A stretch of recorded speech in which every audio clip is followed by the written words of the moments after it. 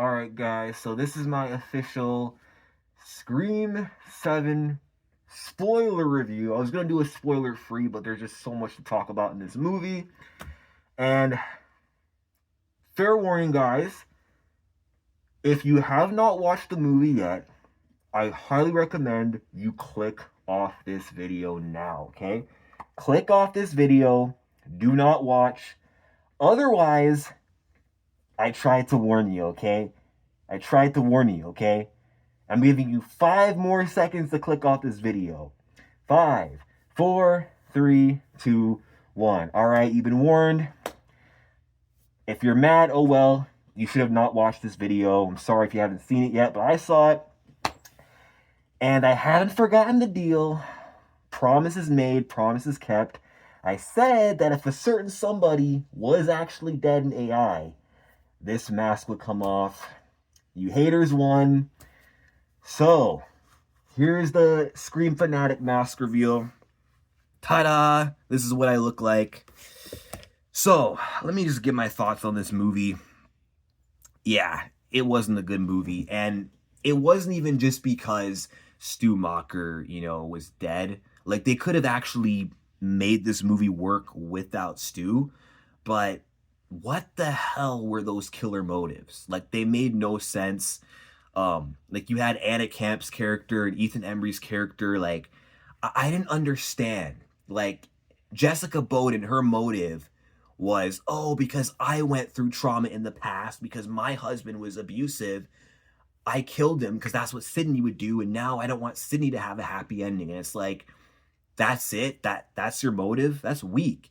And then, what was Ethan Embry's motive? Like, that I didn't understand.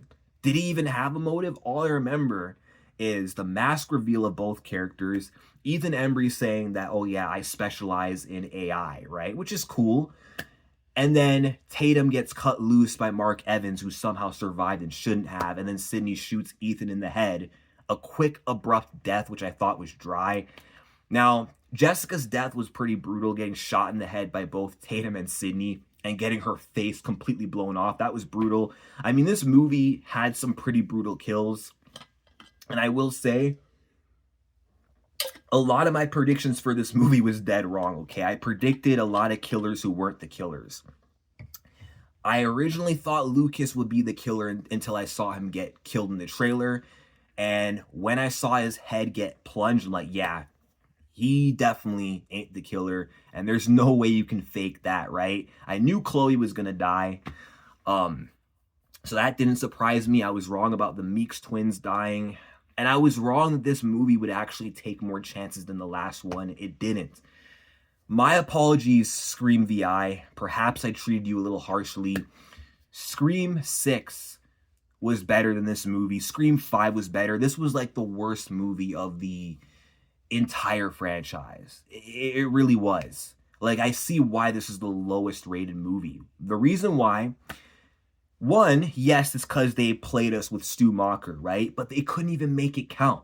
They started off the movie with Stu video calling Sydney, or Ethan Embry video calling Sydney as a deep fake or whatever, right? Stu being used as an AI puppet, and there's this whole question of, is Stu alive? Is he not? Is he dead? And throughout the whole movie, you're trying to figure that out. And me personally, I didn't fall for it. I was hopeful. I'm like, I hope the leaks aren't true. I hope the leaks aren't true. I hope Stu Macher is actually alive and that's actually him. And if not, I hope there's like a twist within a twist where like he is revealed alive at the end, but they didn't even do that. So I think that definitely pissed off a lot of fans for sure, that he wasn't alive and that he was dead and that he was used as bait. But I think another thing that, annoyed people was the killers and their motives. They made no sense. I think this movie made no sense. And then even Ben, let's talk about Ben, right? Because, of course, the boyfriend, the love interest, that's too obvious, right? But with Ben, it made no sense because when he was in the car with Tatum, I didn't get it. I didn't get that scene. When Tatum was looking at his, tablet and basically saw Ben doing all these motions of Stu, doing all of Stu's dialogue. And then next to the cam footage of Ben, you see Stu doing the same motions, basically showing that, okay, Ben was the puppet master behind AI Stu, right? But then he gets killed by Ghostface. So it turns out, okay, Ben wasn't really in on this. He wasn't really one of the killers, or was he? Like they didn't even explain that. That's what I found like very frustrating, honestly. And another thing that really bothered me about this movie is it's not just the fact that Stu is dead. Like I said, if they were gonna not bring back Stu alive, they should have made it count, and they failed. And the fact that this movie did horrible, the fact that this movie needed Stu to be alive for it to be good, it just shows how lost this franchise truly is. It really does. And I think the version of Scream 7 we were supposed to get before they fired Melissa would have been way better, and we would be having a different conversation right now. Because honestly, I liked the storyline they had with the Core Four, with the Carpenter sisters, because you basically had a I don't know what word to use, but you had an idea where it's like, or a storyline where it's like you're introducing the next generation now. New characters who carry the torch for Sydney. Sydney's been through enough. Now you have a new Sydney Prescott. I kind of liked that story, right? With Melissa being the new Sydney, right? And then having her sister, and they're surviving things together. I feel like they deserve the trilogy. And if I'm going to come back for Scream 8, if there even is a Scream 8, they need to bring them back, because I can't really see what else there is to look forward to, with Stu Macher being dead. But yeah, another thing I just hated about that is that with Stu being dead, they didn't even really honor his legacy. He was used as like a cheap throwaway prank, right? It's like Ethan Embry explained, oh yeah, I specialize in AI, and I use Stu as AI, and he's been dead for years, right? And then that was that. There was no, we're doing this in Stu's honor. We're doing this in the name of Stu Macher. There wasn't even that. It was like, okay, yeah, Stu was dead. We played you. Now it's about us. And I felt that was just kind of disrespectful to the legacy of Stu. And I also hated how the entire marketing was pushing the crap out of this whole Stu thing. Yet Stu's role was the same as Roman Bridger, who is AI, Dewey, who is AI, Nancy Loomis, who is AI. Like that scene where, like, on the TV, when Sydney was in her house, they were showing like all the AI characters that were, to mess with Sydney's head. And when I saw that, I'm like, yeah, it's cooked. It's cooked. It is absolutely cooked. Stu is definitely not alive. But I just felt like, what was the point of having Matthew Lillard on the poster if you're not going to have David Arquette on the poster, or the woman who played Nancy on the poster, or Scott Foley on the poster? You know what I mean? And I mean, I guess they had him on the poster because, AI Stu played a bigger role than AI Roman, AI Dewey, AI Nancy, I guess. I guess that's why. But yeah, that was just a letdown. A huge letdown. They couldn't even make it work without Stu. And what sucks is Matthew Lillard did a great job as Stu Macher in this movie. He really did. He killed the role like I predicted. And it would have been harder if he was actually alive. It would have went hard. It would have been lit if he was alive with that role that he played. But no, he was dead. He wasn't the mastermind, which that's just a big letdown. That's just a big letdown. And I hated that they did the same thing Scream 6 did. Too many people survived. Mark Evans should have died. He had his Chad moment, I guess. The Meeks twins survive, of course. And yeah, like I said, the killers had motives that were weak. Because at least with the first 6 movies, with Billy and Stu, with Billy, it was, he was a grieving son with abandonment issues who wanted to punish Sydney for basically being the daughter of, Marine, who caused, his mom to walk out on him, right? That was a good storyline. And then Stu was like the accomplice, the crazy accomplice who did it for the thrill of it. And then Scream 2, you had Nancy, her motive, revenge, right? Mickey wanted attention, wanted fame. Roman was a grieving son with abandonment issues, mommy issues, who's responsible for Marine's death and wanted to tie up the loose end that was Sydney. Good motive there. Scream 4, Jill Roberts, her motive was she just wanted fame. It was a selfish motive, but it actually was a motive I could get behind. Scream 5, you had these crazy stab fanatics who want to create the perfect sequel. Was it kind of lame? Sort of, but it was kind of good at the same time. I could get behind it, right? And then Scream 6, even though, yes, it was redundant in a copy of the Scream 2 motive, it was a valid motive. It was grieving family members wanting to avenge the dead member of their family. A father wanting to avenge his son. Siblings wanting to avenge their brother. Like, that I could get. It was a powerful motive, even though it was redundant. This, it was like, yeah, I just couldn't get behind it. And then the three killers thing as well, where like Carl at the beginning got ran over. I felt that was a waste too. Like, he didn't even have any dialogue. You didn't even get to know the character. All you knew about him is that he was a patient in a mental hospital, and then that was it.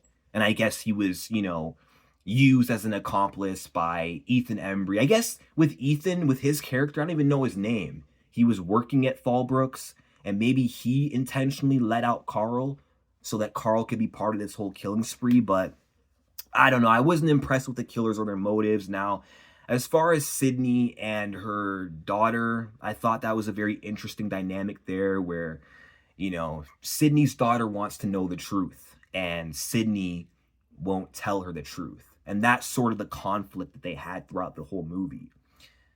That was kind of interesting. I kind of liked that a little bit. And I was kind of interested to see how they were going to kind of come to a resolution, a mother-daughter resolution. I thought Mark Evans was a good character. I'm glad that Gail was back and that she didn't die and wasn't a ghost face. And, I thought, Mason Gooding and Jasmine Savoy Brown did a good job with their characters and stuff, but yeah, the movie just felt like a dud. Like, honestly, I could write a better Scream movie than Kevin Williamson. Like, the version of the movie I envisioned, the vision I had for this movie was way better. It was way better. And probably would have been the best Scream movie ever. Because they could have had a storyline where a killer from the past actually comes back. And Sydney has to tie up this loose end. Like, I feel like the whole face your past thing was just for nothing. It was a scam. And it makes me even more angry knowing that they burned down Stu Macher's house for nothing. Like, I was thinking maybe it's Stu letting his house be burnt down because he's sick of people using his legacy as a joke, like a tourist attraction. That could have made sense. Now it's just kind of like, well, why did they burn down his house? It's almost like they were shitting on his legacy. Like, okay, goodbye, Stu. No one cares about you. We're going to burn down your house. We're going to use you as AI bait. And then once we explain that you were just AI, we're going to discard you like you never mattered. Like, that really bothered me. Now, I want to talk about the opening kill, because I was about to do a video where Jimmy Tatro posted the Scream 7 poster of himself, and he was like, I'm in the whole movie. I'm going to tell you guys that. And I'm like, whoa, did he just reveal that he could be a killer in the opening scene? I thought he was actually a very good red herring, because you had the opening scene where him and his girlfriend, they're driving to that house in Woodsboro, to Stu's house, right? And he was a crazy stab fanatic, a bigger stab fanatic than his girlfriend. She didn't even care about the movies. He did. And with his passion, I'm like, you know what?